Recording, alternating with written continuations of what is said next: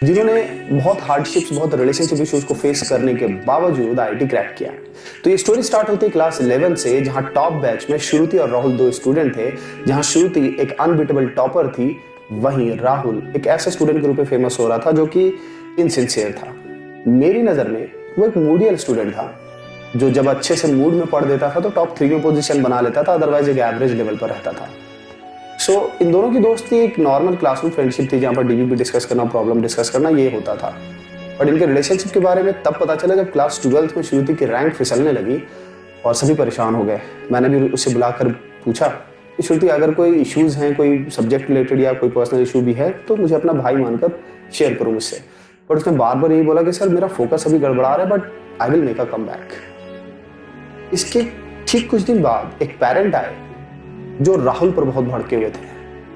मैं सिचुएशन देखने पहुंचा तो मैंने पाया कि वो बार बार राहुल को यही बोले जा रहे हैं कि तू खुद बर्बाद है और तेरी वजह से मेरी टॉपर बेटी बर्बाद हो रही है।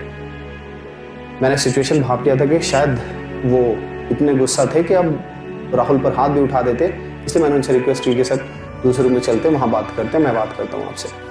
जब दूसरे रूम में गए तो वहां पर भी उनका गुस्सा शांत नहीं हो रहा था। वो यही बोले जा रहे थे कि इस बर्बाद लड़के को हटाओ, उसके चक्कर में मेरी बेटी बर्बाद हो रही है। मैंने पूछा सर हुआ क्या है?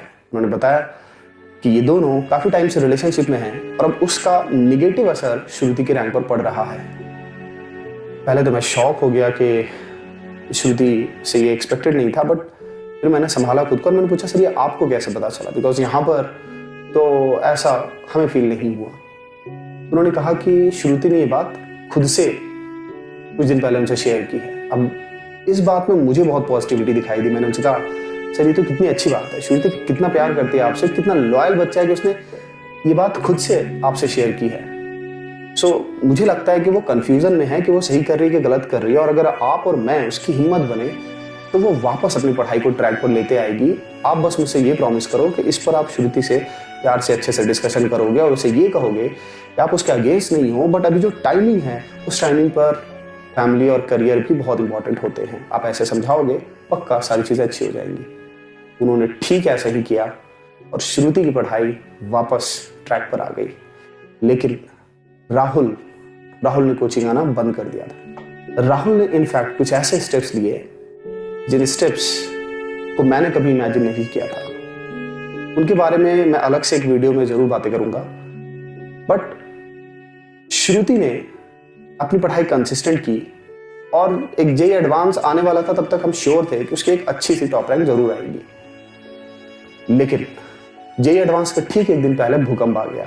श्रुति का मैसेज आया कि सर राहुल ने रिलेशनशिप खत्म कर दी है और अब मैं कल का एग्जाम नहीं दे पाऊंगी, कल जेईई एडवांस है, मैं नहीं दे पाऊंगी। मैं कुछ समय के लिए बिल्कुल सख्ते में आ गया कि ये कैसे हो सकता है।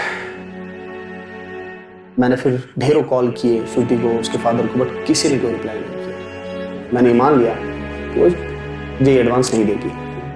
बट गजब हो गया जब जेईई एडवांस का रिजल्ट आया तो उसका मैसेज आया कि सर रैंक अच्छी नहीं आई है, 7400 के आसपास है और मैं ड्रॉप करके टॉप 500 की रैंक चाहती हूँ और मैं ये कर रहूंगी। मैं खुशी मारे पागल हो गया। मैंने उससे कॉल किया, बोला कि पागल, मुझे बताना तो चाहिए था कि तूने एग्जाम दिया है, मैं सोच रहा हूँ तूने नहीं दिया। तो बोला कि सर मैं नहीं देने वाले थे एग्जाम, बट मुझे याद आया आपकी स्टोरी कि जेईई एडवांस के दिन आपका भी एक्सीडेंट हुआ था, बट स्टिल आप गए थे एग्जाम देने।